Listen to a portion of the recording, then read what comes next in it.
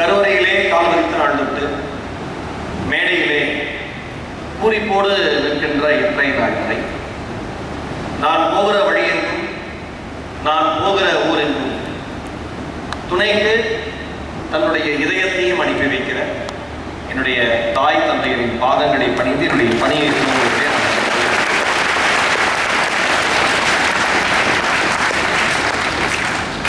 GTN கலைக்கல்லூரியினுடைய முதலாம் ஆண்டு மாணவர்களுக்கான வரவேற்பு நிகழ்ச்சியினுடைய நிறைவு நாளுக்கு என்னை சிறப்பு பேச்சாளராக அழைத்த மரியாதைக்குரிய இந்த கல்வி குழுமத்தை சார்ந்த செயலர் மற்றும் நிறுவனர்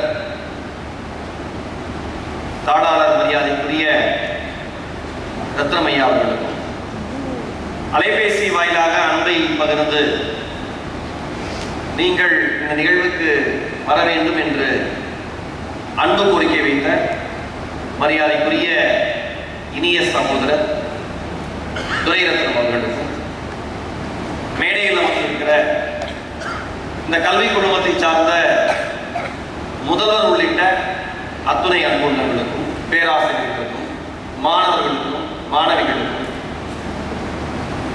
அலுவலக உதவியாளர்களுக்கும் GTN கலைக்கல்லூரியினுடைய இந்த வளாகம் இவ்வளவு அழகான வளாகமாக இருக்க உதவி செய்கிற அந்த கடைநிலை ஊழியர்கள் உள்ளிட்ட அத்துணை அன்பு உள்ளவர்களுக்கும் இந்த இனிமையான நேரத்திலே என்னுடைய நண்பகல் வணக்கங்களையும் நன்றிகளையும் சொல்லிக் கொள்கிறேன். நான் மிக எல்லா நல்ல தொடர்பும் எல்லாருக்கும் அவ்வளவு சீக்கிரம் கிடைச்சிடாது. இந்த அருமையான கல்வி குடும்பத்தையும் இந்த அருமையான மனிதரையும் எனக்கு அறிமுகப்படுத்திய மரியாதைக்குரிய அன்பானன் சூப்பர் டிவி ரமேஷ் அவர்களுக்கும் இந்த நேரத்தில் என்னுடைய நன்றியையும் வணக்கத்தையும் நான் சொல்ல கடமைப்பட்டிருக்கேன். பிரின்சிபல் சார் பேசுறப்ப சொன்னாரு,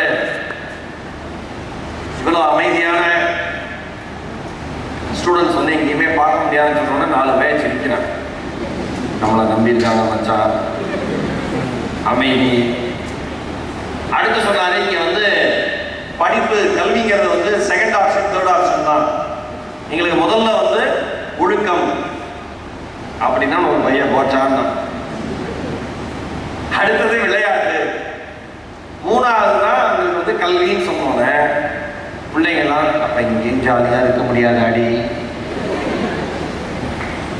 நிறைய பேர் என்ன நினைச்சுக்கிறோம்னா, காலேஜ் முடிச்சு ஸ்கூல் முடிச்சு காலேஜ் போறப்ப அப்பா ஒரு வழியா 12th முடிச்சாச்சு. உண்மையிலேயே 12th முடிச்சவங்க எல்லாருக்குமே ஆஸ்கர் விருதும் தரலாம், நோபல் பரிசும் தரலாம்.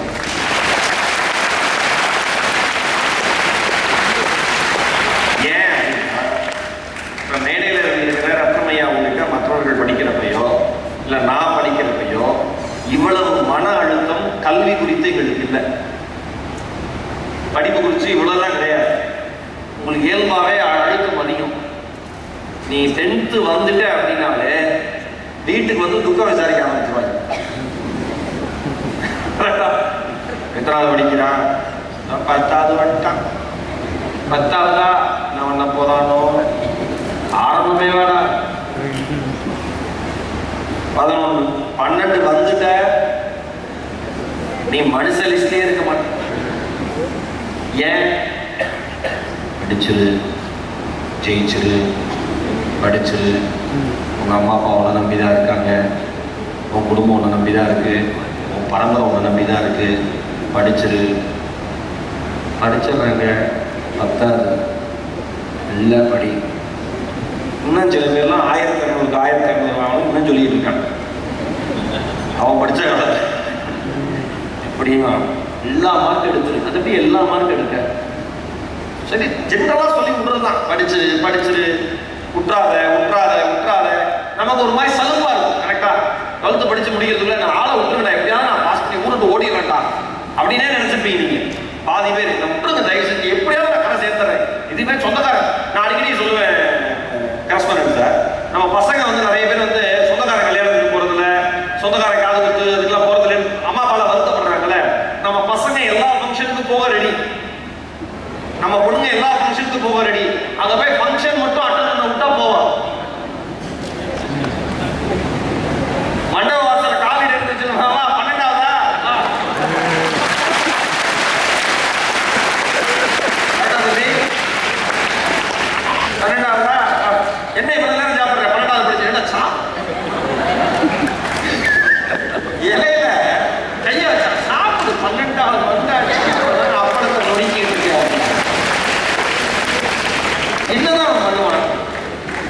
பயமா இருக்கும் அவனுக்கு.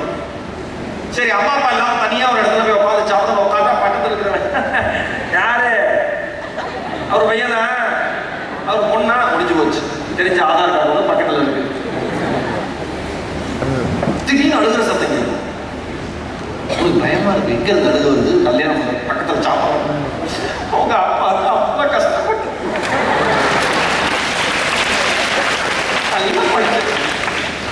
இப்படி கொண்டு போவான் சோத்தேன் அப்படியே வச்சோம். நல்ல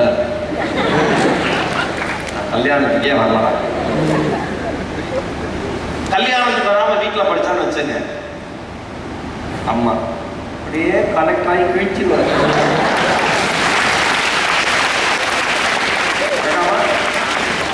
கலெக்டர் ஆகி கல்யாணத்துக்கு வரல, காது குத்து வரல, கருமாதிக்கு வரல, என்னதான் படிக்கிறானோ சொல்லிட்டு ஒன்று சொல்லுவாங்க அம்மா அப்பா சேர்ந்து, ரிசல்ட் வரட்டும் டி.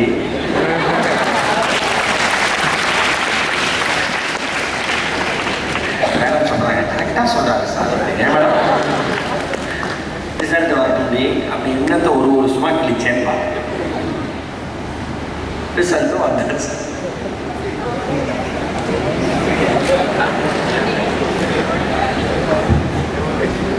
அமைதியா வரான் வீட்டுக்கு.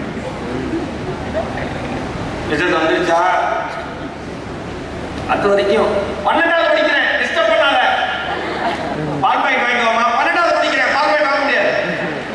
அட மாவு பாக்கெட் வாங்கிக்கோ. இங்க பாரு, மாவு பாக்கெட் வாங்கிட்டு வந்துருவேன், மார்க் குறைஞ்சதுன்னா என்ன கேட்க. பையனை டேய் ரூலர் தொலைச்சு விடுற அப்பாவுக்கு டைம் இல்லைம்மா. என்ன என்ன சப்ஜெக்ட் தெரியல? கெமிஸ்ட்ரி. கெமிஸ்ட்ரிமா? சரி, வண்டியை துறைக்கு கெமிஸ்ட்ரி என்ன சம்பந்தம்? நீ படிக்கிறியா? அம்மா இல்லை நீயே படி. நானே படித்தேன், படிச்சிடலாம், எல்லாம் படிப்பேன். காஃபி ரெடியா, டீ ரெடியா? ஏன்னா இவர் செலக்ட் ஆகி எக்ஸாம் எழுதி முடிச்சோன்னா ஐஐடியில் அட்மிஷன் வெயிட்டிங் வந்துட்டு ஜெய் அட்வான்ஸ் கிளியர் பண்ணிட்டான் என் தங்கம், வா வா வான்னு நம்ம எதில் வச்சோம் நமக்கு தெரியும். இப்போ எக்ஸாம் முடிஞ்சிருச்சுன்னு ஒரு நிம்மதி இருக்கும்னு நினைப்பாங்க, கிடையாது. ஏன்னா நம்ம படித்த லட்சணம் அப்படி. ரிசல்ட் வர வரைக்கும் உயிர் போய் உயிர் வரும். நான்லாம் அப்படிதான் எழுதேன். மேக்ஸ் பாஸ் ஆயிரணும் நான்லாம் வேண்டாத தெய்வம் 12th. ஆனால் 96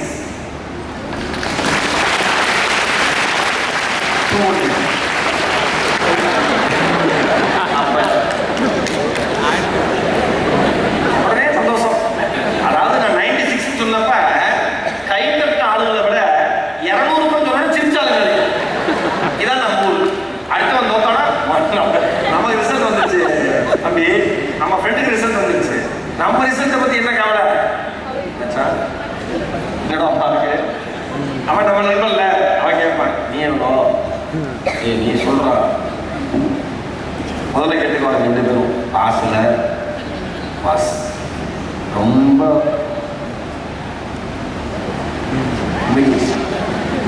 மீடியம்னா மீடியமுக்கு ஒரு மார்க் இருக்கு. ஆனா அவனுக்கு மீடியம் எதுனா ஜஸ்ட் பாஸே மீடியம். நான்லாம் 96 மார்க் எடுத்து எக்ஸாம்ல பாஸ் பண்ணா அப்பெல்லாம் ரிசல்ட் எப்படி வரும்னா ஸ்கூல்ல ஒட்டுவாங்க, பேப்பர்ல வரும், போய் பார்க்கணும். எங்க அப்பா என்னோட நம்பர் பேப்பர்ல வந்து எங்க அப்பா நம்ம 4 பேப்பர் வாங்கி பார்த்தாரு. இல்ல சில இடத்துல பிரிண்டிங் மிஸ்டேக்கா இருக்கும்டா, நீ அப்படிலாம் அல்பாசப்பட்டாத அப்படின்னு.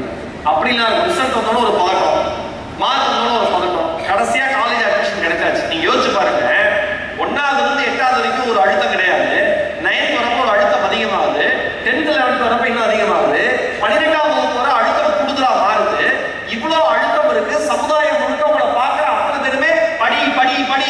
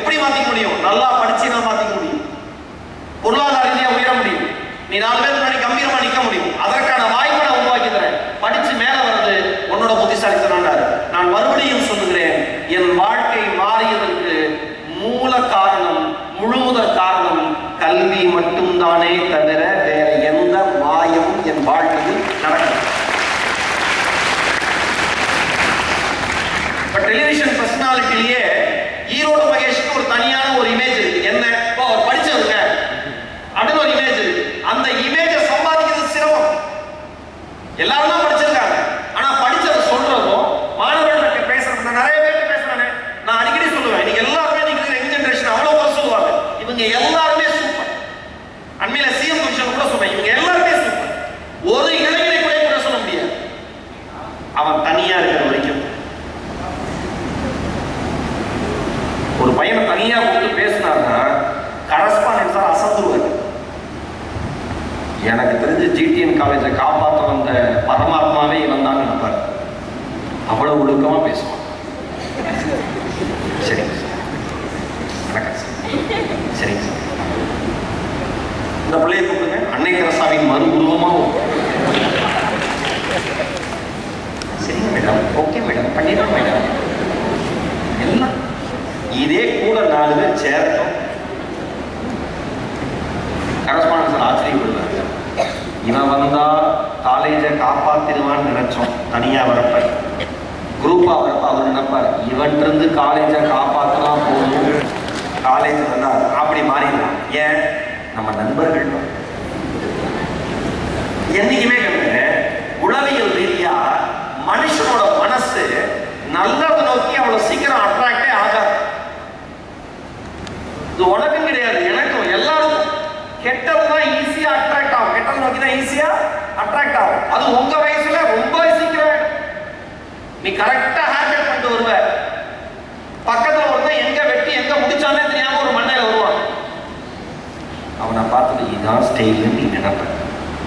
நான் உன்னை சொல்லவா, நீ போடுற ஷூ, நீ போடுற பேண்ட் ஷர்ட், நீங்க போடுற சுடிதார் ட்ரெஸ், நீங்க கட்டுற வாட்ச், நீங்க பண்ற ஹேர் ஸ்டைலு, இது எதுவுமே உங்களோட ஸ்டைல் இல்லை.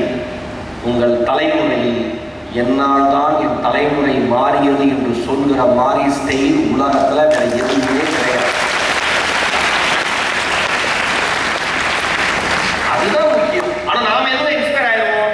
ஹெல்மெட்டை போட்டு ஓட்டிட்டு வருவேன், ஹெல்மெட் போட்டாம ஒருத்தர் ஓட்டிட்டு வருவான், அவனை பார்த்து நீ ஹெல்மெட் போட மாட்டேன். ஷர்ட் பட்டெல்லாம் கரெக்டா ஒருத்தன் போட்டு வருவான், ஷர்ட் பட்டை கழட்டி விட்டுட்டு போவான், அவனை பார்த்து நீ ஷர்ட் பட்டை கட்டி விடுவேன். ஐடி கார்டு எதுக்கு, கழுத்துல மாட்டுறதுக்கான, அதை பேக்ல வச்சு பொறுப்பா கொண்டு வருது. கீழே ஒவ்வொரு துறையும் செக்யூரிட்டி. நீங்க யோசிச்சு பாருங்க, நம்ம நீங்க இங்க இருக்கிற ஃபர்ஸ்ட் இயர்ஸ் கூட வச்சு நான் சொல்றேன், எஜுகேட் ஆகி. ஏன்னா இது ஒரு நல்ல விளைநிலம் மாதிரி. என்ன விளைக்கிறோமோ அதை நம்ம எடுத்துடலாம். நீங்க இதை புரிஞ்சுக்கோங்க. செக்யூரிட்டிங்கிறவரு நம்ம ஜிடிஎன் காலேஜுக்கான செக்யூரிட்டி மட்டும் கிடையாது, நல்ல ஞாபகம் வச்சிருக்க. செக்யூரிட்டி என்பவர் ஜிடிஎன் காலேஜ் வாசல்ல உங்களை எல்லாம் பார்க்கிற செக்யூரிட்டி மட்டும் கிடையாது. அவர் ஒரு சகோதரன், அவர் ஒரு தந்தை, அவர் ஒரு கணவர், அவர் ஒரு மனுஷன். அவருக்கு ஒரு செல்ஃப் ஈகோ இருக்கு. இந்த காலேஜ்ல 7000 பேர் படிக்கிறாங்க. நான் செக்யூரிட்டி என்ட்ரன்ஸ் இருக்கான்னு வச்சுங்க, 7000 பேர்ல 3000 பேர் ஐடி கார்டு தர போறீங்கன்னா 3000 பேரை நிறுத்தி ஐடி கார்டு காமி, பேக்கப் தரது காமினா அந்த மனுஷனுடைய செல்ஃப் ஈகோ எவ்வளவு பாதிக்கப்படும். அந்த மனுஷன் தன்னுடைய குடும்பத்திற்காக தனக்கான ஈகோவை புதைச்சிட்டு அவரை விட வயசு கம்மியா 20 வயசோ 30 வயசோ இருக்கிற உங்ககிட்ட தம்பி காமிங்க, தம்பி காமிங்க, தம்பி காமிங்கன்னு எவ்வளவு தூரம் சொல்லுவாரு. நான் ஒன்னே ஒன்று சொல்லவா, சக மனிதனை துன்புறுத்துகிற ஈகோ ஒன்று இருந்ததுன்னா நீ எவ்வளவு புத்திசாலியாக இருந்தாலும் வாழ்க்கையில் உயரவே முடியாது. புரிஞ்சுக்க. ஐடி கார்டு கழுத்துல போடுறதுக்கு அதுதான் அடையாளம். போட்டோ எடுக்கிற ஐடி கார்டை கழட்டிட்டு எடுக்கிறது, எடுத்துக்கோ வெளியில கேம்பஸ்குள்ள இருக்கியா ஐடி கார்டு, ஏன் இதான் அடையாளம். ஒன்று சொல்லவா, நம்ம இந்தியாவில் 12ஆம் வகுப்பு வர மாணவனுடைய ஆரம்ப கல்வி முடிச்சு உயர்நிலை கல்வி வரவங்களே அதிகம். உயர்நிலை படிப்பு முடிச்சுட்டு மேல்நிலை படிப்பு 12th வரைக்கும் முடிச்சு வரவங்க ரொம்ப ரேஷியோ கம்மி. 12th முடிச்சுட்டு காலேஜ் சேர்ற ரேஷியோ ரொம்ப கம்மி. நீங்க வேடிக்கை பாக்குறீங்கல்ல, திண்டுக்கல்ல ஏதாவது ஹோட்டல்ல இல்ல ரோட்ல வேலை செய்யற நார்த் இந்தியன்ஸ் இருக்காங்கல்ல, அவங்க யாரும் புத்தி இல்லாம இருந்து வேலை செய்யல. நல்லா ஞாபகம் வச்சுங்க, காசு இல்லாம வந்து வேலை செய்யணும். நம்மை விட திறமையான இளைஞர்கள் இந்த மண்ணிலே தினக்கூலியாக வேலை பார்த்துக் கொண்டிருக்கிறார்கள்.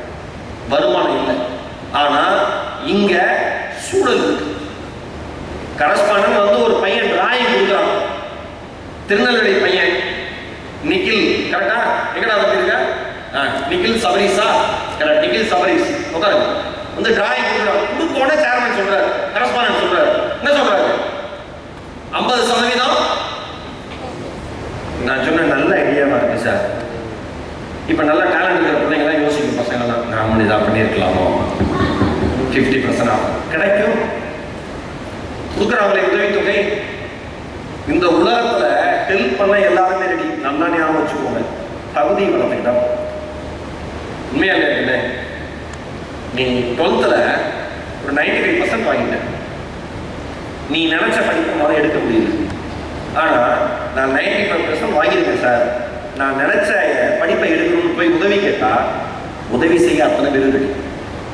ஆனா நான் வாங்கினதே வந்து 55% தான், 60% தான், எனக்கு ஹெல்ப் பண்ணா பண்ண மாட்டாங்க. தகுதி நீ வளர்த்துக்கிட்டீங்கன்னா உதவி செய்வதற்கு கரஸ்பாண்டன்ட் மாதிரி உலகத்தில் 1000 மனிதர்கள் இருக்கிறார்கள். அது ஒரு மனிதர் இந்த கேம்பஸ்குள்ளேயே இருக்காரு, அவர் கெட்டியா பிடிச்சதுங்க பயன்படுத்தி. ஆப்பர்ச்சுனிட்டி கிடைக்காது, வாய்ப்புகள் கிடைக்காது. இங்க இருக்கிற லைப்ரரி ஃபர்ஸ்ட் இயர் ஸ்டூடெண்ட் சொல்றேன், லைப்ரரி போங்க.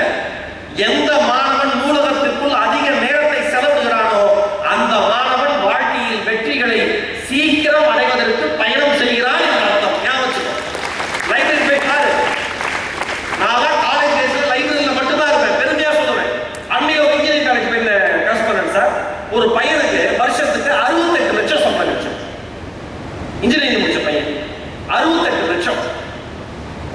ஆச்சரியப்பட்டு போனேன். நீங்க யோசிச்சு பாருங்க, ஒரே கேம்பஸ், ஒரே ஃபெசிலிட்டி, ஒரே மாதிரி ப்ரொஃபசர்ஸோட எஜுகேஷன் ஸ்டைல். ஒரு பையன் 60 லட்சத்துக்கு பிளேஸ் ஆறான், ஒரு பையன் 6 லட்சத்துக்கு பிளேஸ் ஆறான், ஒரு பையனுக்கு வேலையே கிடைக்கல. அப்ப எங்க தப்பு பண்றோம்? படிக்கிறதுனால தப்பு இருக்கு, நம்ம திறமையில தப்பா இருக்கு. 68 லட்சம் பிளேஸ் ஆன அந்த பையனோட ப்ரொஃபசர் கேட்கிறேன், அவன் என்ன சார் பண்ணான்னு கேட்கிறேன். அவர் சொன்ன வார்த்தை, அந்த பையனை லைப்ரரியில் இருக்கும், கம்ப்யூட்டர் லேப்ல இருக்கும், வெளியில போறா காலை போட்டு கும்பிடணும். டைம் முடிஞ்சு போச்சுடா, எனக்கு குடும்பம் இருக்குடா, சும்மாவே முன்னாடி சந்தேகம் போவா, லேட்டா போக முடியாதுடா, கிளம்பணும்டா அப்படின்னு காலை உருவாரம்.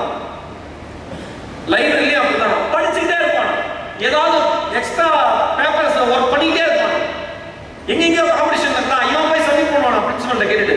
பயன்படுத்திங்க, ஆப்பர்ச்சுனிட்டி நீங்க அவ்வளவு இருக்கு, பயன்படுத்த நீங்க தயாரா இருந்தா வாழ்க்கை மாறிடும். நர்சிங் படிக்கிற ஸ்டூடெண்ட் சொல்றேன், சிலர்லாம் இந்த ஜிடிஎம் கலைக்கல்லூரியினுடைய இண்டக்ஷன் டேல நிறைவு நாள்ல ஒரு வார்த்தை சொல்றேன், நல்ல ஞாபகம் வச்சுக்கோங்க. அடுத்த 10 ஆண்டுகளில் மோஸ்ட் வாண்டட் இண்டஸ்ட்ரி எது தெரியுமா? நர்சிங் தான். ஞாபகம் வச்சுக்கோ. உங்களுக்கு தெரியாது, நீங்க விளையாட்டா ஏதாவது சேர்ந்துருக்கலாம். நிறைய பேர் கோர்ஸ் எப்படி சேருவோம்? ஏன்டா நீ நர்சிங் எடுத்து ஒரு பிள்ளை எடுக்கிறீங்க, அந்த பக்கத்துல பிள்ளை போகும், இவ என் ஃப்ரெண்டு, சரி அவன் எடுத்தான் நான் எடுத்தேன். பையன்களுக்கு நீ ஏன்டா எடுத்த அக்கௌண்ட், நீங்க பிகாம் எடுத்த, நண்பன் எடுத்தான் சார், நானே என் நண்பன் புரிஞ்சதே இல்லை. 3ஆவது வருஷம் 2 சண்டையை போட்டு மறைச்சுட்டு நிற்பான். பெரும்பாலும் நண்பர்கள் தான் நீங்க தேர்ந்தெடுப்பீங்க. நர்சிங் ஸ்டூடெண்ட் சொல்றேன், இன்னைக்கு உலகம் முழுக்க நர்சிங்க்கு வேல்யூ அவ்வளவு அதிகமா இருக்கு. இன்னொன்னு, கொரோனா காலகட்டத்துக்கு அப்புறம் ஒரு பேரிடர் உலகத்தை நோக்கி எதிர்கொள்கிற பொழுது, ஒரு பேரிடரை உலகம் எதிர்கொள்கிற பொழுது நர்சிங்கோட வேல்யூ, நர்சஸோட வேல்யூ என்னங்கிறது உலகம் புரிஞ்சிருச்சு. இன்னைக்கு அவ்வளோ டிமாண்ட். அடுத்தது நீங்க வந்து நேச்சுரோபதி யோகி சயின்ஸ் எங்க பாருங்க செல்லங்களா, இனிமேல் உலகம் இயற்கையை நோக்கி தான் திரும்பிக்கிட்டு இருக்கு. ஓகேவா? நீ வெளியில போய் படிக்கிறப்ப நீ என்ன படிக்கிற, நேச்சுரோபதி என்ன, அப்படியே அப்படி ஒரு படிப்பு இருக்கான்னு எவனாலும் கேட்டானா நீ சோத்து போயிடாத, அவனுக்கு அறிவில்லைன்னு நினைச்சுக்கோ. புரியுதா? நீ பண்ற வேலையை நமக்கு புரிய வைக்கணும்னு அவசியம் இல்லை. நீ ஒரு இடத்துக்கு பிளேஸ் ஆயிரு, உன்னை பற்றி இந்த உலகம் எளிமையாக புரிந்து கொள்ளும். அவ்வளவுதான். நீ நேச்சுரோபதி, நான் கபசுர குடிநீர் உன்னை இல்லைன்னா 10 பேர் செத்தே போயிருப்பான் கொரோனால. நம்ம ஆளுங்களுக்கு அது 50 ரூபா 60 ரூபாய் கிடைக்கும், அதை வாங்கி குடிக்க மாட்டாங்க. கபசுர குடிநீரையே கபாஸ் அப்படின்னு ஒரு இன்ஜெக்ஷனா போட்டா 25,000 ரூபாய் குடிக்கும். நான்லாம் தைரியமா சொல்லுவேன், நிலவேம்பு குடிநீரும் கபசுர குடிநீர் மட்டும்தான் என் குடும்பத்திற்கான மிகப்பெரிய பாதுகாவல் நான் நம்புறேன். நம்ம சாப்பிடுற உணவு முறைகள் இருக்கு, நீங்க எஜுகேட் பண்ணுங்க. இன்னும் போக போக ஹெல்த் மோசமாகும் மக்களுக்கு. நல்லா ஞாபகம் வச்சுங்க, நர்சிங் படிக்கிறவங்களுக்கும் நேச்சுரோபதி யோகி சயின்ஸ் படிக்கிறவங்களுக்கும் சொல்றேன், போக போக மனுஷனோட ஹெல்த் ஒஸ்ட் ஆகிட்டே இருக்கும். ஏன்? இன்னைக்கு நம்மளுடைய உணவு பழக்க வழக்கம் மாறி போச்சு. கரெக்டா? நாமளே எதை நோக்கி போறோம்? பக்கெட் சிக்கன் போறோம். வாங்கி வச்சுட்டு நல்லா தின்னுட்டு சோடா குடிச்சிட்டு நெஞ்சு அடைச்சிருச்சுன்னு ஆஸ்பத்திரி போறோம். என்னுடைய பாட்டு குடிச்சேன் சார். அப்புறம் அடைக்குது சார். அடுத்த திங்கிறப்ப அடைக்கலையா? இனி உலகம் இப்படிதான். கீரை 10 ரூபா கட்டு வாங்கி சாப்பிட மாட்டாங்க நம்ம ஊர்ல. ஆனா பர்கர் சாப்பிடுவோம்.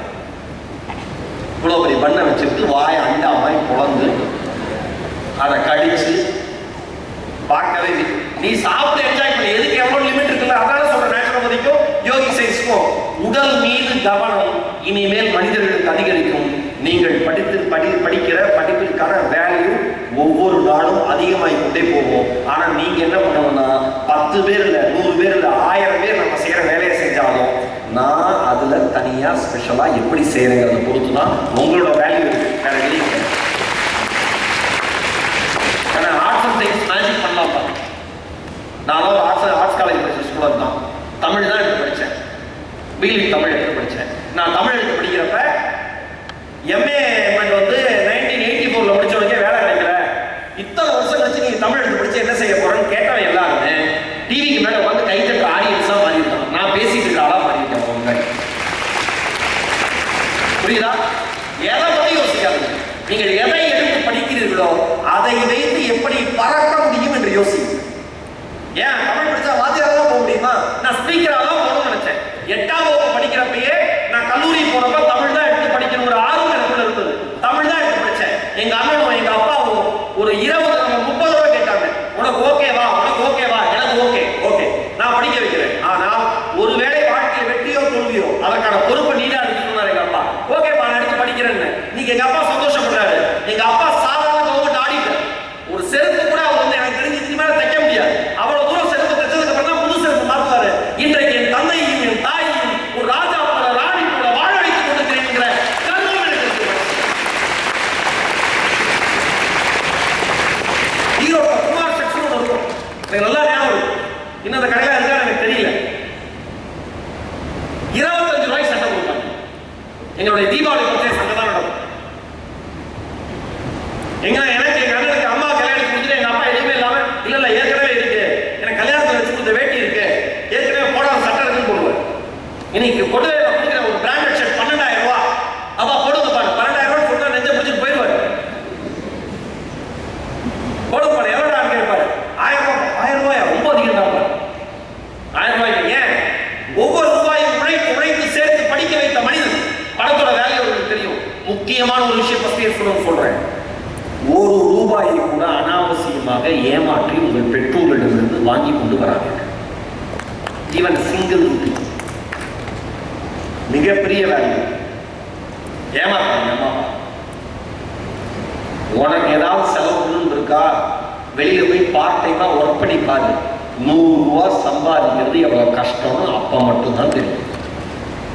நிக்கில் உனக்கு 50% ஆஃபர் கொடுத்தாருல, அந்த 50% பணத்தோட வேல்யூவை அம்மா அப்பா ஃபோன் பண்ணி கேட்டு பாருங்க. அவங்களுக்கு அந்த வேல்யூ தெரியும்.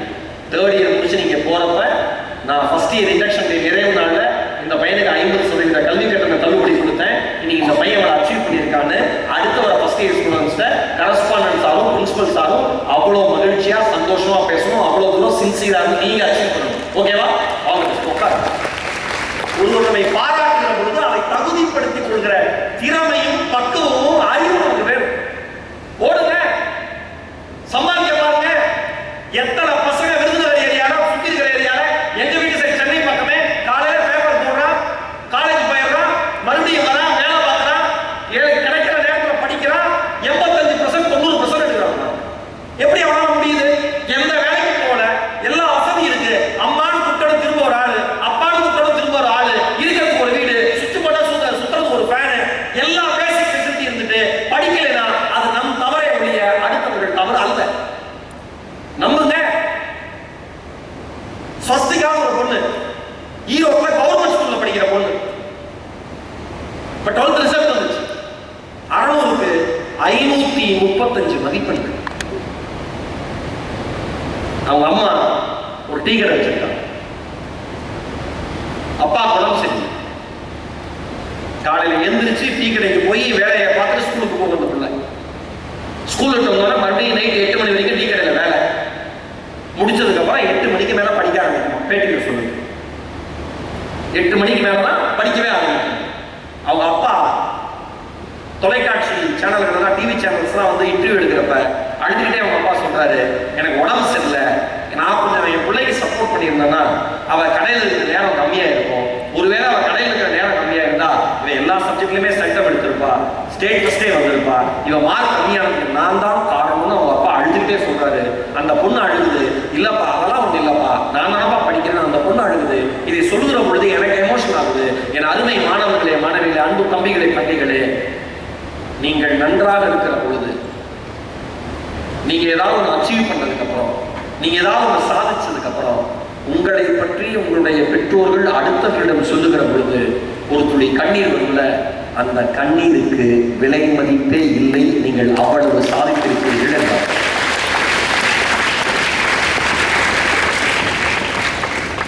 எல்லாரையும் எப்பயுமே சூப்பரா கொஞ்சம் கிளாரிட்டி, பாட்டு கேட்காத, படம் பார்க்காத, ஃப்ரெண்ட்ஸோட போகாத. எனக்கு ரொம்ப சந்தோஷம் என்ன ஜிடிஎன் காலேஜில் அப்படின்னா, ஸ்போர்ட்ஸுக்கு அவ்வளோ இம்பார்ட்டன்ஸ் தர ஒரு கல்லூரி. விளையாட்டு, நீங்க எத்தனை பேர் அத்லட் இருக்கீங்க? ஸ்போர்ட்ஸ்ல எத்தனை பேர் இருக்கீங்க? ஃபர்ஸ்ட் இயர் ஸ்டூடெண்ட்ஸ் கை தூக்குங்க. யாருமே இல்லடா, கொண்டு வந்துருவாங்க இழுத்து பிடிச்சவங்களே, நான் கவலைப்படாதீங்க. ஆல்ரெடி கை தூக்குங்க, நல்லா கை தூக்குங்க. Very good. கேர்ள்ஸ்னா பிள்ளைங்க விளையாடவே விளையாடாது, அதான் பிரச்சனை. அவ்வளோதான். உங்களுக்கு விளையாட்டுலாம் எங்கே இருக்கும்? மொபைலில். அவ்வளோதான். இந்த ஸ்போர்ட்ஸில் இருக்கிற கரெக்ட், ஸ்போர்ட்ஸ் இருக்கிற எல்லா பர்சனாலிட்டியும் சொல்கிறேன், ஆப்பர்ச்சுனிட்டி யூஸ் பண்ணிக்கோங்க இந்த காலேஜில். ஓகேவா? பெரிய லெவலில் அச்சீவ் பண்ண முடியும். இன்னைக்கு நிறைய பேருக்கு ஸ்போர்ட்ஸ் கோட்டா மூலியமா என்ன மேஜிக் நம்ம வாழ்க்கையில் நடக்கும்னே தெரியாது. நல்லா தெரிஞ்சுக்கணும். இந்த பொம்பளை பிள்ளைங்களுக்கு சொல்கிறேன், பையனாக கிட்ட கிரிக்கெட் ஆட பண்ணி ஃப்ரெண்ட்ஸோட கிரிக்கெட் ஆட போனோம்னா எத்தனை பேர்றா கிரிக்கெட்ல சூப்பர். அத்தனை பேர் சும்மா பந்து வரைக்க போனதால ஒரு பையனை கூட்டு போயிடுவான். மச்சான கிரிக்கெட் விளையாட தெரியாது, ஆனா வேடிக்கை பார்த்தா தெரிஞ்சுக்கலாம், கூட்டு போயிடுவான். பொம்பளை பிள்ளைங்களுக்கு சொல்றப்பா, ஆண்களை விட உடல் ரீதியாக நீங்கள் சந்திக்கக்கூடிய பிரச்சனைகள் அதிகம். நீங்க எப்ப உடல் வலிமையோட இருக்கீங்களோ அன்னைக்கு வாழ்க்கை குறித்த தைரியம் உங்களுக்கு இயல்பா வந்துடும். ஒரு ஸ்போர்ட்ஸ் கேர்ள் பாருங்களேன், ஸ்போர்ட்ஸ்ல இருக்கிற ஏதாவது ஒரு கேர்ள் பாருங்களேன், அவங்க நடக்கிற பொழுது, உட்கார்கிற பொழுது, அவங்க பேசுகிற பொழுது ஒரு ஆட்டிடியூட். ஏன்னா விளையாட்டு கம்பீரத்தை கொடுக்கும். சுவாமி விவேகானந்தர் சொன்னாரு, சுவாமி நான் வந்து இறைவனை தரிசிக்கணும், கடவுளை சென்று அடைவதற்கு வழி என்னன்னு ஒருத்தர் கேட்டப்ப சுவாமி விவேகானந்தர் சொன்னாரு, உனக்கு ஃபுட்பால் விளையாட தெரியுமான்னு கேட்டார். இல்ல எனக்கு தெரியாது சுவாமி. அப்போ உன்னால கடவுளை பார்க்க முடியாது. இவன் சொன்னா, நீ மென்டல் ஆயா, ஃபுட்பால் விளையாட தெரியுமான்னு கேட்கிற, கடவுளை பார்க்க முடியாதுங்கிற, ரெண்டுத்துக்கு என்னையா சம்பந்தப்ப சுவாமி விவேகானந்தர் சொன்னாரு, தம்பி விளையாடுனா உடல் ஆரோக்கியமா இருக்கும், உடல் ஆரோக்கியமா இருந்தா மனசு ஆரோக்கியமா இருக்கும், மனசு ஆரோக்கியமா இருந்தாதான் எண்ணங்கள் தெளிவா இருக்கும், எண்ணங்கள் தெளிவா இருந்தாதான் சிந்தனைகள் தெளிவா இருக்கும், சிந்தனைகள் தெளிவா இருக்கிறப்பதான் எது இறைவன்கிற நோக்கம் உனக்கு தெரியும், எது இறைவன்கிற நோக்கம் தெரிஞ்சாதான் இறைவன் உன்னால அடைய முடியும். ஃபுட்பால் விளையாண்டாங்கன்னா உன்னால இறைவனை அடைய முடியும். விளையாட்டு விளையாட்டு உன்னை நீ கடவுளாக உணர்வதற்கான முதல் வழி. உங்களுடைய அத்தனை பேருக்கு சொல்றேன், தயவு செஞ்சு விளையாடுங்க, சரியா? யார் யார் விளையாடுறீங்கன்னு கேட்டா 2 கை பின்னாடி கட்டிடாது. என்னுடைய விளையாடு ஒன்றும் சில அம்மாக்கெல்லாம் வெறியாவாங்க, கிராமத்து பக்கம்னா, தம்பி எந்த வேலையும் செய்ய மாட்டேங்குது தம்பிம்பாங்க. அந்த மாதிரி சொல்ற வீட்டு நிறைய பேர் இருக்கீங்க. அந்த மாதிரி வீட்டுல எந்த வேலையும் நக்கற மாட்டேங்கிறேன். பல பேரண்ட்ஸ் கவலையே தான். இந்த சைடு பசங்களுக்கு போனா வர மாட்டேங்கிறான், எங்க போனான்னு தெரியல, காலையில போனோம் கேட்டா பிஸியா இருக்கிறான். எனக்கு தெரிஞ்சு திண்டுக்கல் கலெக்டர் கூட பிஸியா இல்லை தம்பி, அவன் தான் அவங்கள பிஸியா இருக்காங்க. அந்தம்மா இந்த சைடு உட்கார்ந்தான், அது போன் வந்துருச்சா சரியா போட்டு டங் டங் டங் டங் டங் டங் டங் ரீல்ஸ் ஷார்ட்ஸ் பார்க்க ஆரம்பிச்சா பைத்தியம் மாதிரி ஒரு 2 மணி நேரம் பார்க்குறீங்க. ஓகே, சோசியல் மீடியாவில் 2 வகை, பைத்தியமா ஆகிறதுக்கு முயற்சி செய்யறவங்க, பைத்தியமானவங்க. நீங்க எந்த வகையில் இருக்கு நீங்களே முடிவு பண்ணீங்க. சராசரியாக ஒரு செல்போன் ஒரு மனுஷ வாழ்க்கையில அவனையும் அறியாமல் ஒரு நாளைக்கு 4 மணி நேரத்தை எடுத்துக்கொள்கிறது. இதை ரொம்ப கம்மியா யூஸ் பண்றவங்களுக்கு போன்ல யூசேஜ் டைம் இருக்கு, அதை போய் செக் பண்ணி பார்த்தீங்கன்னா தெரிஞ்சிடும். நான் சேலஞ்ச் பண்ணி ஒவ்வொரு வாரமும் குறைச்சிக்கிட்டே இருப்பேன், எப்படியாவது குறைச்சோம் அப்படின்னு. உட்காந்து அப்படி பார்த்துக்கிட்டே இருக்கும்ல, ரீல்ஸ் ஷார்ட்ஸ் டைம் போயிட்டே இருக்குல்ல, ஏதாவது ஆக்டிவிட்டி பண்ணுங்க, விளையாடுங்க, ஓடுங்க, யோசிங்க, டெய்லி நியூஸ் பேப்பர் படிங்க. இயர் ஸ்டூடண்ட்ஸ் யார் யாருக்கெல்லாம் டிஎன்பிஎஸ்சி யூபிஎஸ்சி கிளியர் பண்ணணும்னு நான் என்ன இருக்கு கை தூக்குங்க. சூப்பர் யா, வெரி குட். பலத்தை கை தூக்கு உங்களுக்கு நான் தான் வெரி குட் கைக்கிறேன். இந்த டிஎன்பிஎஸ்சி யூபிஎஸ்சி கிளியர் பண்ணணும்னு நினைக்கிற அத்தனை பேருமே தயவு செஞ்சு டெய்லி நியூஸ் பேப்பர் படிக்க ஆரம்பிங்க. நியூஸ் பேப்பர்ல வர விஷயங்களை குறிப்பெடுத்து வைக்க ஆரம்பிங்க. ஏன் நாளைக்கு எக்ஸாம் வரப்ப அன்றைய நிகழ்வுகளை இப்ப நீ படிக்கிற 21 வயசுல எழுதுன்னு நினைக்கிற யூபிஎஸ்சி எனக்கு தெரிஞ்சு 4 வருஷம் இருக்கும் டைம். 4 வருஷம் ஹிஸ்டரியை நீ படிச்சே தெரிஞ்சுக்கலாம் பேப்பர் மூலமா. புரியுதா? அவ்வளவு அழகா எக்ஸ்பிளைன் பண்ணி அத்தனை விஷயத்தை எடுத்துடலாம். பேப்பர் படிக்க ஆரம்பிங்க, தமிழ் படிக்க ஆரம்பிங்க, இங்கிலீஷ் படிக்க ஆரம்பிங்க. நான் எல்லா காலேஜ்லயும் சொல்றேன், இங்கிலீஷ பேச கத்துக்கோங்க. தப்பும் தவறுமாவது பரவாயில்ல. சேர்மன் சார் கரஸ்பாண்டன்ட் சார் சொன்னாரு, இந்த வருஷத்துல வந்து இன்னும் தீவிரமா அந்த ஸ்போக்கன் இங்கிலீஷ்க்கான விஷயங்களை மேற்கொள்ள போறோம். அவ்வளவு சந்தோஷமா இருக்கு. கத்துக்கோங்க. எனக்கெல்லாம் இங்கிலீஷ் வராதுதான். ஏன்னா நம்ம கூட படிச்சவன் எவருமே ஷேக்ஸ்பியர் இல்லையே. ஒருத்தன் இங்கிலீஷ்ல நல்ல மார்க் வாங்கினா அவனை பாராட்ட மாட்டான், கலாச்சாரம் தான் இருக்கும். வாங்கிட்டான்டா இப்படிதான் கலாச்சாரம். ஒரு 4 ஃப்ரெண்ட்ஸ் சேர்ந்துக்க, உடனே என்கரேஜ் பண்ணிக்க. ஒரு நாளைக்கு 4 புதிய ஆங்கில வார்த்தைகளை கற்றுக்கொள். அந்த 4 புதிய ஆங்கில வார்த்தைகளை 4 சென்டென்ஸா மாத்த கத்துக்கோ.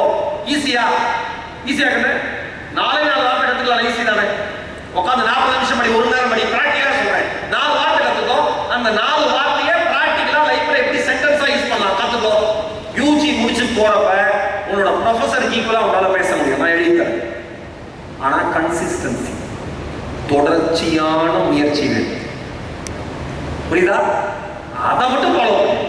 என் கூட படிச்ச பையன் என்னோட நான் தங்கி அந்த ரூம்ல இருந்தார் மயிலாடுதுறையில. நான் தமிழ் படிக்கிறப்ப பக்கத்துல ஏபிசி காலேஜ்ல அவர் வந்து பயோடெக்னாலஜி படிச்சுட்டு இருந்தார்.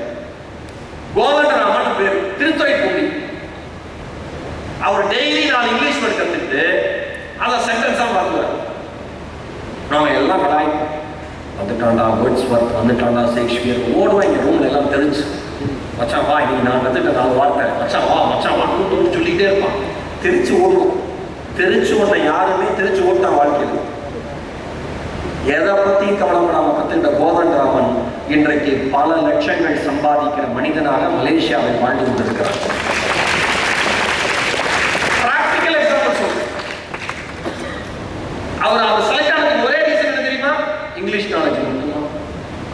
எப்ப நான் இப்போ நல்லா இங்கிலீஷ் பேசுறேன் புரியுதா கம்பெனி கொண்டாடும். இப்ப அண்மையில பேசுறேன், நானே பிசினஸ் ஆரம்பிச்சிட்டேன் நண்பாங்க. எல்லாமே தெரியும், நானே ஆரம்பிச்சிட்டேன். திருத்துறைப்பூண்டி உள்ள ஒரு சாதாரண கிராமத்துல வந்து ஏபிசி வந்து அவர் படிச்சதே பெருசு.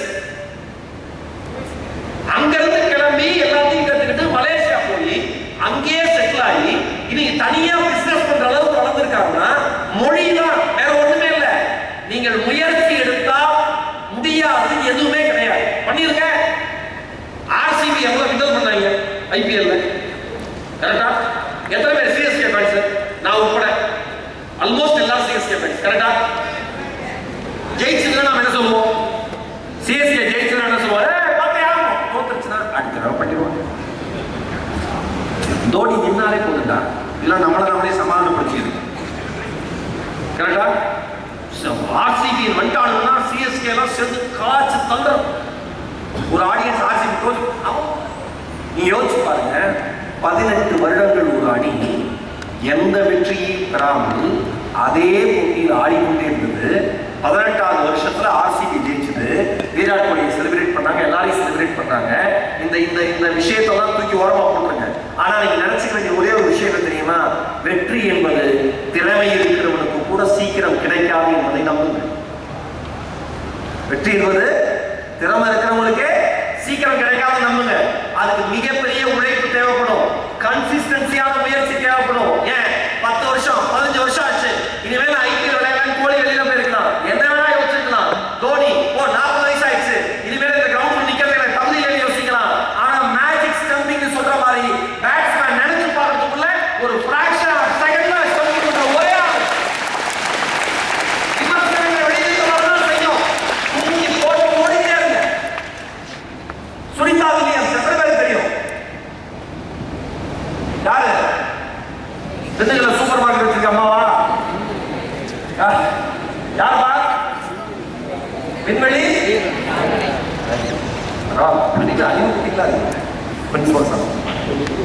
சுனிதா வில்லியம்ஸ் வந்து வீட்டுல ஹஸ்பண்ட குழந்தை எல்லாம் சொல்லிட்டு போயிட்டு வரேன்னு விண்வெளிக்கு போச்சு. ஒரு வாரத்துல வந்துருவேன். எவ்வளவு நாள் இந்த மாதிரி தாங்க? யாராவது சரியா சொல்லணுமா? நம்ம ஊர்ல என்ன தெரியுமா பிரச்சனை?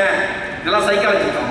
உனக்கு ஆன்சரே தெரிஞ்சாலும் சரியா சொல்லணும்னா நீ நினைச்சது தப்பு, நீயே நினைச்சுக்க. இதுதான் சரியா சொல்லுங்க. என்ன கை வச்சிருக்காங்க சாஞ்சியா? அவன் டயர்ல சாஞ்சிருக்கான், கை வைக்கான்னு நினைச்சேன். 286 நாள் இருந்துச்சு அந்த அம்மா வெளியே. பிளாக் ஷர்ட் சொன்னா கரெக்டா சொன்னியா தம்பி? 286 எப்படிப்பா 286 சொன்னியா? நீ நினைச்சியா? 209 நினைச்சேன். 209 நினைச்சேன். 209 நினைச்சீங்க. ஓகே உட்காந்து. நீங்க 281 நினைச்சியா? 3 நினைச்சேன். இல்ல நான் கூட 3 நாள் அதிகமா சொல்லிருக்கலாம். Closest nearest correct answer. கை தட்டலாம் தம்பிக்கு.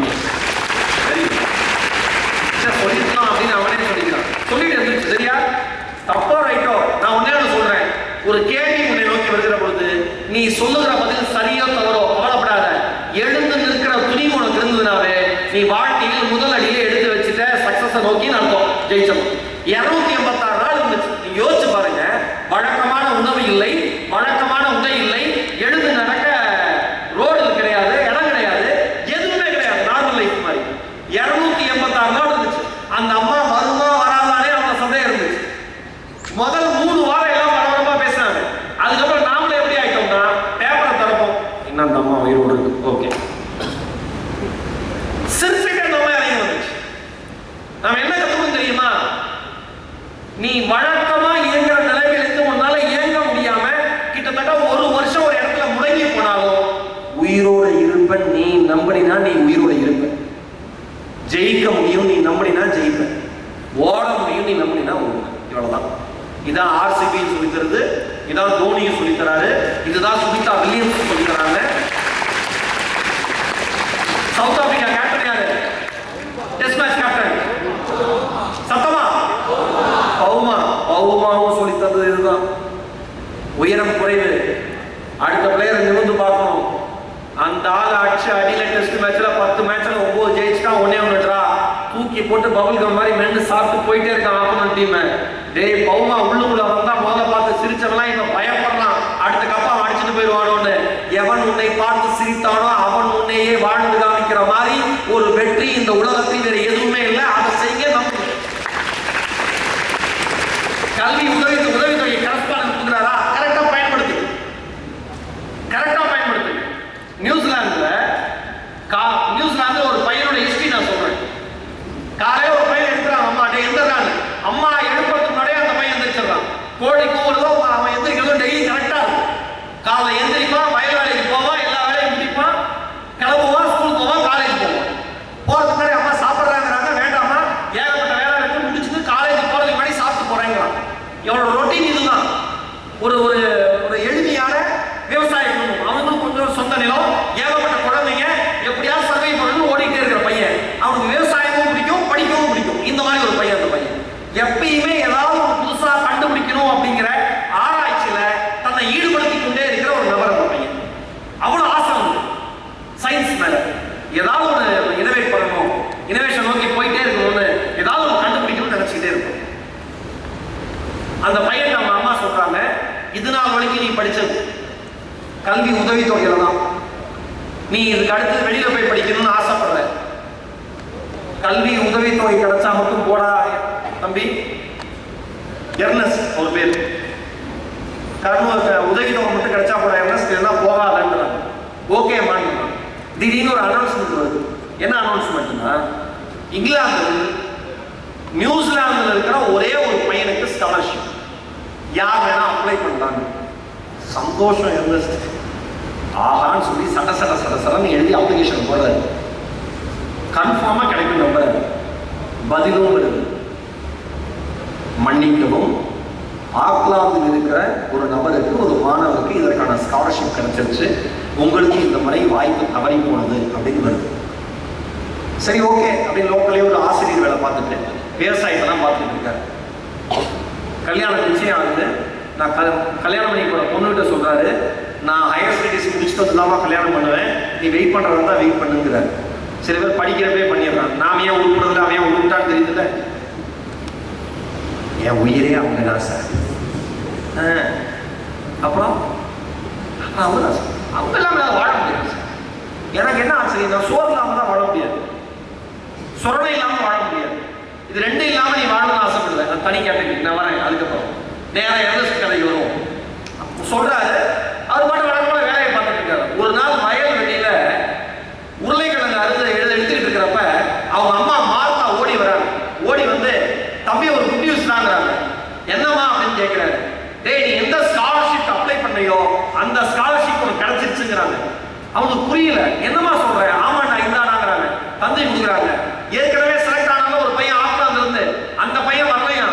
ஏன்னு காரணம் கேட்டது, அவனுக்கு கல்யாணம். வாழ்க்கை பாருங்க எப்படி ஒரு மேஜிக். அவனுக்கு கல்யாணமா? அவனுக்கு கல்யாணம் பண்ணுங்கிற ஆர்வத்துல நான் ஹையர் ஸ்டடீஸ்க்கு நான் போகலன்ட்டான். இவனுக்கு கடுப்பாயி இங்கிலாந்து வந்து உடனே கப்பலை முடிச்சு வந்து இறங்குறா, எல்லா செலவும் நாங்கள் பார்த்துட்டோம்ட்டாங்க.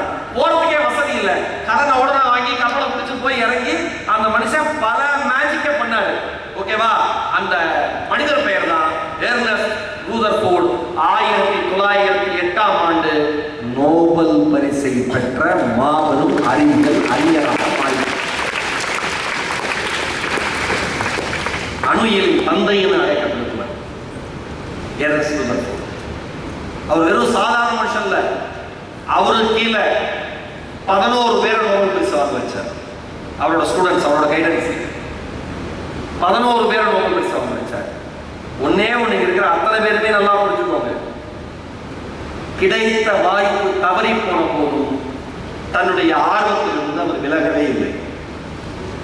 அம்மா தந்தி கொண்டு கொடுக்கிறப்ப உருளைக்கிழங்கு படிச்சிருந்த மனுஷன் அவர் சொன்னாரா, இதுதான் என் வாழ்க்கையில் நான் பறிக்கக்கூடிய கடைசி உருளைக்கிழங்கு தான், இதுக்கப்புறம் நான் வேற லெவல் ஆயிடுவேன். எப்படி? அந்த எண்ணம் இருக்கிற எல்லாருக்கும் சொல்றேன். இதை படித்த புத்தகத்தில் எழுதியிருந்தாங்க, அறிவியல் கதைகள்னு.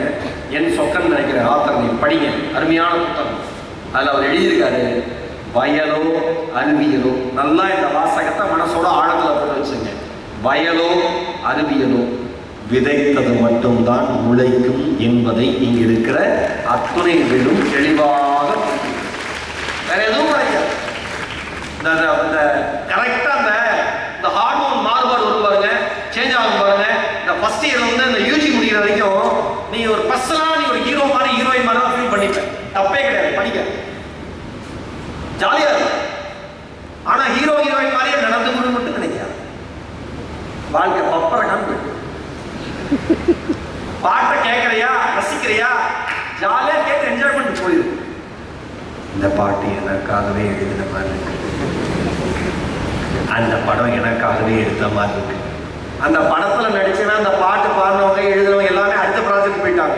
நீ தான் அதே ப்ராஜெக்ட்ல ஸ்டிக் ஆன் ஆயிடுவ. இன்னொன்னு முக்கியமா, சோசியல் மீடியாவை கரெக்டா ஹேண்டில் பண்ண தெரிஞ்சதுன்னா நீ வாழ்க்கையில பெரிய ஆளா வந்துடும். சோசியல் மீடியா யூஸ் பண்ணாதன்னு நான் சொல்ல மாட்டேன், இனிமேல் பண்ணாம இருக்க முடியாது. நாங்கெல்லாம் வந்தேறியல். எழுத்தாளர் செல்வேந்திரன் சொன்ன மாதிரி இந்த டெக்னாலஜி இருந்து நாங்களே எட்டி முடிச்சோம். நான் பிறந்தப்ப இல்லை, இப்ப வந்துருச்சு. நீங்க பிறந்தப்பே இருந்துச்சு, வந்துருச்சு. நீங்க வளர்றப்ப அது வந்துருச்சு, கையிலே இருந்துச்சு.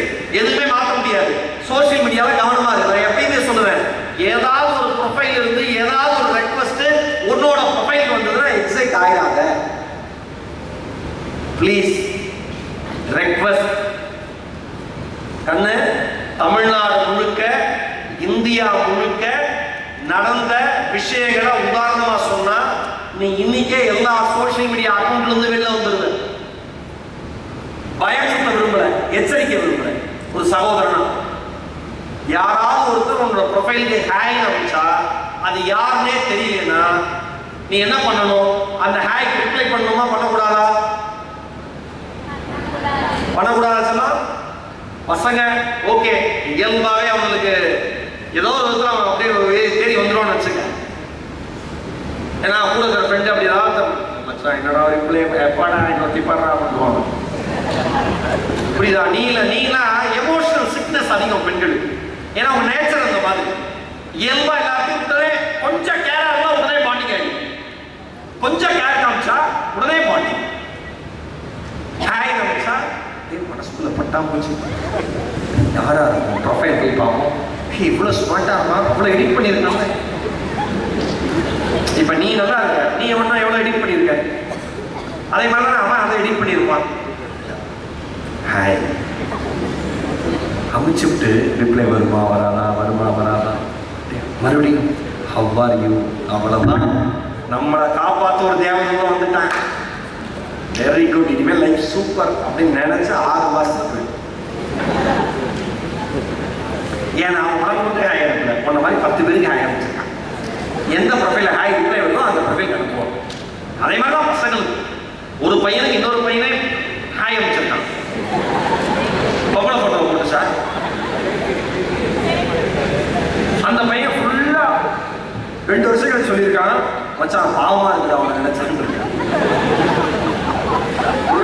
என்னடா பாவமா இருக்கு அப்படின்னு 2 வருஷமா ரிப்ளை பண்ணிட்டு இருக்கீங்களா ரேணுகா? ஆமா நான் தாண்டா.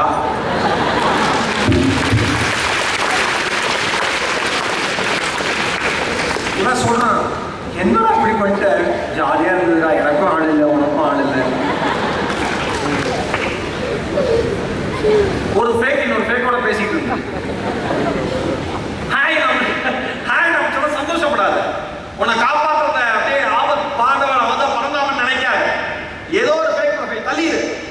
நீ சாப்பிட்டேன், உன்னை சாப்பிட்டையான்னு 365 நாளும் 3 வேலையை காட்டுறதுக்கு கேட்கறதுக்கு 2 ஜீவன் தான் இந்த உலகத்தில் இருக்கு. ஒன்னு அம்மா, என்னோட அப்பா, வேற யாருமே கிடையாது. நம்பு. ஆண்களோட பேசாத, ஆண்களோட பழகாத சொல்லவே மாட்டேன். ஏன்னா யூஜி பேஸ், என்னோட யூஜி பேஸ் நைட் கூட எல்லாரும் கான்காலில் பேசுவோம். நான் படிக்கிற பொழுது தருமபுரம் மாதிரியான கலைக்கல்லூரியில், மயிலாடுதுறையில், நான் இன்னைக்கு ஈரோடு மகேஷா மாறி இன்னைக்கு உலகம் முழுக்க தமிழர்கள் எங்கெங்கெல்லாம் இருக்காங்களோ அத்தனை நாடுகளுக்கு போய் பேசுறேன். இது எல்லாத்துக்குமே காரணம் என்ன தெரியுமா? என்னுடைய பேராசிரியர்களும் என் நண்பர்களும் போட்ட பிச்சை தான் இந்த வாழ்க்கை என்பதில் எனக்கு எந்த வித தயக்கமும் இல்லை சொல்றது. என் அத்தனை பேரும் அப்படி செலிப்ரேட் பண்ணுவாங்க. இன்னைக்கு அத்தனை பேரோட வீட்டு விசேஷத்துக்கு போறேன், அவ்வளவு நல்ல நட்பு. என் கூட படிச்ச பெண் தோழிகள் அத்தனை பேரும் நான் சாப்பாடு கொண்டு வரலன்னா அவங்களுக்கு என்னடா பிடிக்கும் கேட்டு போடுற தோழமைகள் இருக்காங்க, இன்னைக்கும் இருக்காங்க. இன்னைக்கு அவங்களோட பேசிக்கிட்டு அவ்வளவு சந்தோஷமா இருக்கு நட்பா பழகிறதுக்கு. நீங்க ஆண் பெண் நட்பை சரியா வச்சுக்கிட்டேன்னு வச்சுக்கிட்டோமா, உன்னால என்ன மேஜிக்கை வேணா கிரியேட் பண்ண முடியும். ஏன்னா எமோஷனல் ஸ்ட்ரென்த் அவ்வளவு கிடைக்கும். நீ தப்பே பண்ண மாட்டேன். நம்ம ஊர்ல ஏன் பேச வேணாம்னு சொல்றாங்கன்னா நம்ம புத்தி அப்படி புரிஞ்சிருக்கும்னு நினைக்கிறேன். அன்னைக்கு காலையில போன்ல மெசேஜ் அனுப்புறான், அன்னைக்கு மத்தியானம் ப்ரப்போஸ் பண்றான், அன்னைக்கு ஈவினிங் டைவர்ஸ் பண்ணிடுறான். இல்ல இது செட் ஆகாதுன்னு நினைக்கிறேன் மச்சான். ஏன் இல்ல ரிப்ளே வரல 1 மணி நேரமா, அவன் வேலை இருக்கா, நீ வெட்டியா இருக்க. ப்ளூடி காட்சி ஏன் ரிப்ளை பண்ணல, சைக்கோ வராதீங்களா? வேண்டாம், தூக்கி போடுங்க. நீங்க ஒண்ணு பாக்குறீங்க, அது உங்க உலகம் கிடையாது. சோசியல் மீடியால யாரோ வாழ்கிற வாழ்க்கை உங்கள் வாழ்க்கை அல்ல. உங்கள் வாழ்க்கை என்பது உங்கள் தலைமுறையை மாற்றுகிற வாழ்க்கை. படிக்கணும், ஓடணும், ஜெயிக்கணும், இது மட்டும்தான். அதை யோசி. பிராக்டிக்கலா அதை நோக்கி மெல்ல மெல்ல மெல்ல மூவ் பண்ணுங்க. டார்கெட் இன்னைக்குமே மிஸ் பண்ணிடாதீங்க. எந்த விதத்திலையும் உங்க டார்கெட்டை லூஸ் பண்ணிடாதீங்க. கழுகு இனத்திலேயே வல்லூர்கள் ஒன்று இருக்கு.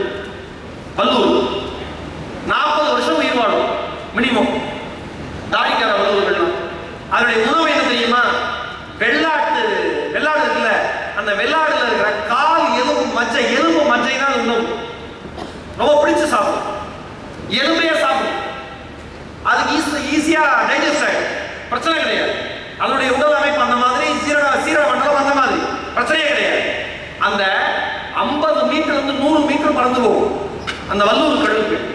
அந்த வல்லூர் என்ன பண்ணும்னா, அவ்வளவு உயரத்துல போறப்ப தூக்கிட்டு வந்த அந்த எலும்பை தூக்கி போடும். மலை மேல பட்டு தூள் துள செதறும்ல, அப்ப அப்படி ஒரு வேகத்துல பறந்து எல்லா எலும்பு மஜ்ஜையும் சாப்பிடும். என்ன ஒரு மேஜிக் லைஃப்ல. சதறி வெளியில விடுற கீழே எவ்வளவு எப்படி விழுந்துருமா செகண்ட்ல, அது கூட அப்படியே சாப்பிடும் இந்த வல்லூர் கழுகு. கவலையப்படாது. இதுக்கு பிராக்டிஸ் எவ்வளவு வருஷம் தெரியுமா? சின்ன வயசுல 7 வருடம் பயிற்சியா. தாய் வல்லூர், குழந்தை வல்லூர் தயார் பண்றது 7 இயர்ஸ் பிராக்டிஸ். ஒருவேளை உணவு தேடி எடுத்து வயிறு நுகர்த்து. வாழ்க்கையில நீ ஜெயிக்கணும், தலைமுறை ஜெயிக்கணும்னா எவ்வளவு வருஷம் பிராக்டிஸ் வேணும், எவ்வளவு வருஷம் உழைப்பு வேணும்னு நினைச்சா நம்ம சரியா இருக்கும்.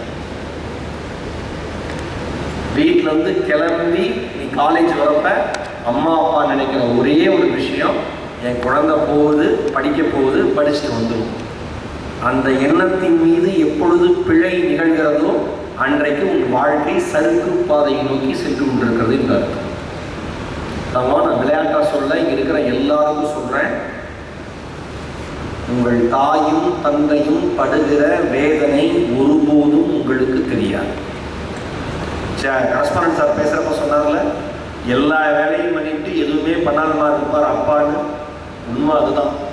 அப்பா வில்லனாவே இருப்பார். ஏன் தெரியுமா? தன் பையனை ஹீரோவை ஆக்கிடணும், தன் பொண்ணை ஹீரோனை ஆக்கிடணும், அதுக்கு நான் வில்லனாவே இருந்துட்டு போறேன், இவங்க முன்னாடி பிரச்சனையே இல்லை, அவங்க ஜெயிச்சா போதும்னு நினைக்கிற ஒரே ஒரு இனம் இந்த உலகத்தில் தந்தை என அழைக்கப்படுகிற, அப்பாக்கள் என அழைக்கப்படுகிற அந்த இனம். அம்மா திறமை இருக்கும், அவங்க நல்லா பாட தெரியும், அவங்க நல்லா டான்ஸ் பண்ண தெரியும். ஏன்? அவங்க யூஜில கோல்ட் மெடலிஸ்ட் கூட வாங்கியிருப்பாங்க, இல்ல டாப்பரா இருந்திருப்பாங்க. எல்லாத்தையும் தியாகம் பண்ணிட்டு குடும்பங்கிற ஒரு அமைப்புக்குள்ள வந்ததுனால மட்டும் தன்னுடைய எல்லா ஈகோவையும் புதைச்சிட்டு, எல்லா கற்பனைகளையும் புதைச்சிட்டு குழந்தைங்களுக்காக வாழ்றதுன்னு இருக்குல்ல. நான் ஒன்னே ஒன்று சொல்றேன், இந்தியாவே சூப்பர் தான், அதுல தென்னிந்தியா இன்னும் சூப்பர். அதுல தமிழகம் மாதிரி குழந்தைகளுக்காக தன்னுடைய வாழ்க்கையை அழித்துக் கொள்கிற பெற்றோர்கள் உலகத்தில் வேறு எங்குமே இல்லை என்பதை முதலில் எல்லோரும் நம்பும். வேற எந்த இடத்துலையும் கிடையாது. பெருமையா சொல்றேன், நான் பார்க்கிறேன், அத்தனை பேர் பார்க்கிறேன். அன்னைக்கு நான் ஒரு ஊருக்கு போறேன், ப்ரோக்ராம் போயிட்டு இருக்கேன். அவருக்கு வலது கை இல்லை, வலது கால் இல்லை, இடது கையில இடது கால் மட்டும்தான். அந்த மனுஷன் எப்படி சைக்கிள் ஓட்டுறாருன்னு தெரியல, சைக்கிள் ஓட்டிக்க போறாரு, பின்னாடி படிக்கிற குழந்தை உட்கார்ந்து இருக்கு. யோசிச்சு பாருங்க. செருப்பு போடாத அப்பா, பக்கத்துல கேரளா ஷூ போட்டு ஸ்கூலுக்கு போற பள்ளி குழந்தைகள் எத்தனை பேர் நம்ம பார்க்கிறோம் திண்டுக்கல் பஸ் ஸ்டாண்ட்ல.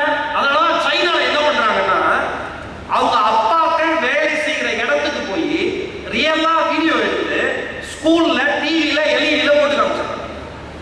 நீங்க ஏசி ரூம்ல உட்கார்ந்துருக்கீல, உனக்கு வேர்க்கவே இல்ல, உன் யூனிஃபார்ம் சூப்பரா இருக்குல்ல, உன் பேண்ட் சூப்பரா இருக்குல்ல, உன் ஷூ நல்லா இருக்குல்ல, உன் ஷூல கூட இன்னி அளவு கரை இல்ல, எல்லாமே ஓகே. ஆனா உங்க அப்பா என்ன பண்றாருன்னு பாருங்க, போட்டு காமிச்சாங்க. குழந்தைங்க கதறி கதறி அழுது, ஒரு நாள் உன் தாயும் உன் தந்தையும் வாழ்கிற வாழ்க்கையை உன்னால் வாழவே முடியாது.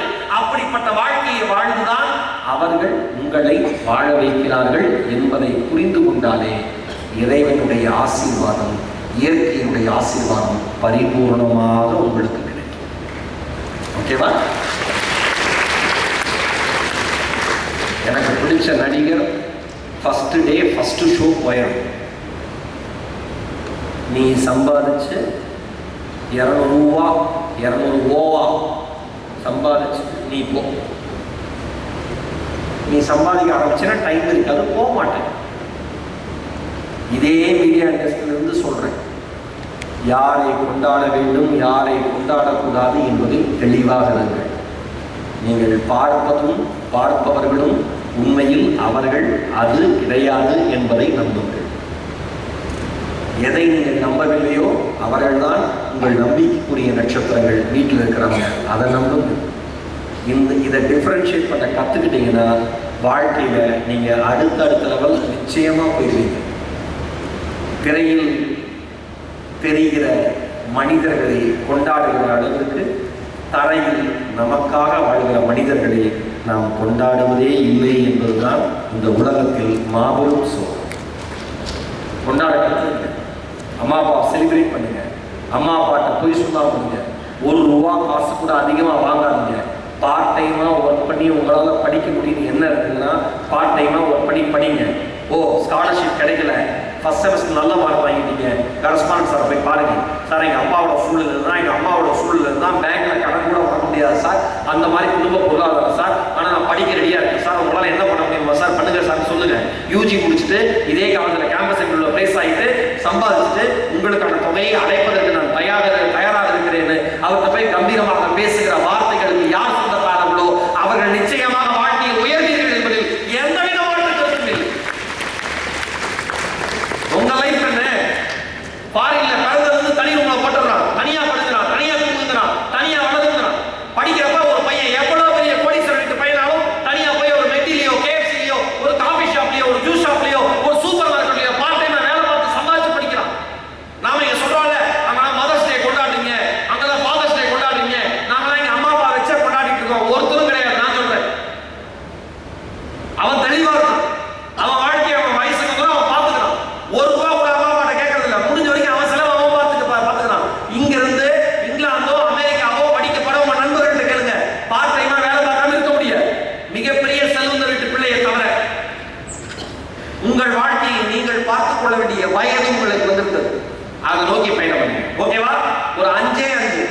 இது நிறைவு நாள். 10வது நாள் இண்டக்ஷன் டே இல்ல, ஒரு 5 விஷயம், ஒரு பஞ்ச தந்திரத்தை நான் சொல்றேன், அதை மட்டும் ஃபாலோ பண்ணுங்க. ஓகேவா? நம்பர் 1, நீங்கள் யார், உங்கள் குடும்பம் என்ன, உங்கள் பொருளாதார சூழல் என்ன, உங்கள் தந்தை யார், உங்கள் தாய் யார், இதை வைத்து நீங்கள் உங்களை எடை போடாதீங்க. புரியுதா? எங்க அப்பா இவ்வளவுதான், எங்க அம்மா இவ்வளவுதான், என் குடும்பம் இவ்வளவுதான், என் சொத்து இவ்வளவுதான், நான் போடுறது நல்ல சட்டையே இல்லை, இது நீங்க கிடையாது. அந்த குடும்பம் உங்களை அறிமுகம் செய்தது, அந்த குடும்பத்தை அறிமுகம் செய்ய வேண்டிய பொறுப்பு உங்களுக்கு இருக்கிறது என்பதை புரிந்து கொள்ளுங்கள். நம்பர் 1, எது என் குடும்பமோ அதுதான் என் பெருமை, அது என் அவமானம் அல்ல என்பதை முதலில் நம்புங்கள். ஓகேவா? நம்பர் 2, பிரின்சிபால் சார் சொன்ன மாதிரி, நீ எவ்வளவு பெரிய திறமசாலியா இருந்தாலும் ஒழுக்கம் என்ன தோற்றுருவ. ஒழுக்கம் இல்லாத திறமை ஒருபோதும் வெற்றி பெறாது. ஒரு வேளை வெற்றி பெற்றால் அது வெகு காலம் நினைக்காது. ஒழுக்கம் ரொம்ப ரொம்ப முக்கியம். நம்பர் 2. நம்பர் 3, ஆசிரியர்களுக்கும் தாய் தந்தைகளுக்கும் வயதானவர்களுக்கும் மதிப்பு தருகிற இளைஞர்களாக நீங்கள் இருக்க வேண்டும் என்பது என்னுடைய ஆசை. எல்லாரையும் ரெஸ்பெக்ட் பண்ணுங்க. கீழ்ப்படிந்து கற்றல் அப்படிமா, பிச்சை புகிலும் கற்கை நன்றே. நான் ஏன் அந்த கல்வி அவ்வளவு முக்கியம்? அது ரெஸ்பெக்ட்ஃபுல்லா கற்றுக்கோங்க உங்க ப்ரொஃபஸர்ஸ்ட, ரொம்ப ரொம்ப முக்கியம். ஓகேவா? நம்பர் 4, ஒன்ன யாராவது உன் மதத்தை வைத்தோ, நீ பிறந்த இனத்தை வைத்தோ, நீ பேசுகிற மொழியை வைத்தோ, உன் நிறத்தை வைத்தோ கீழ்த்தரமாக பேசினால் அந்த வார்த்தை உனக்கு சொந்தம் இல்லை என்று நம்பு. பேசிய வார்த்தைகளை அவர்களிடமே திருப்பிக் கொடு. நீ யார் என்பதை உன் கல்வி முடிவு செய்யட்டும். அவர்கள் வார்த்தைகள் ஒருபோதும் முடிவு செய்ய அனுமதிக்காது. ஏன்னா இன்ஃபீரியாரிட்டி காம்ப்ளெக்ஸ் இன்னைக்கு யங்கர் ஜென்ரேஷனுக்கு மிகப்பெரிய விஷயம். நீ ஏன் அவன் கருப்பா இருக்க, நீ ஏன் குண்டா இருக்க, நீ ஏன் கலர் கம்மியா இருக்க, உனக்கே முடி இல்லை, உனக்கே முடி இருக்கு, உனக்கே நரைச்சி போச்சு, உனக்கே தயவுசெய்து சொல்ல வந்து இப்படிலாம் பேசினா உடனே டவுன் ஆகிடுவீங்க. எதுவுமே நம்ம அடையாளம் கிடையாது. படிப்பெல்லாம் நம்ம அடையாளம். நம்பர் 5, ரொம்ப ரொம்ப ரொம்ப ரொம்ப முக்கியமான விஷயம், மேலே இருக்கிற 4 ரூலையும் ஃபாலோ பண்ணுறது. ஓகேவா? இந்த பஞ்ச தந்திரங்களை வாழ்க்கையில் கற்றுக்கொள்ளுங்கள். வாழ்வது ஒரு முறை, வாழ்க்கைக்கு வருகிற தலைமுறை. நம் பிறப்பு தரித்திரமானாலும் இறப்பு சரித்திரமாக மாறட்டும். நாளைய வரலாறு நம் பெயர் பேசட்டும். வாய்ப்பிற்கு இதயம் எழுத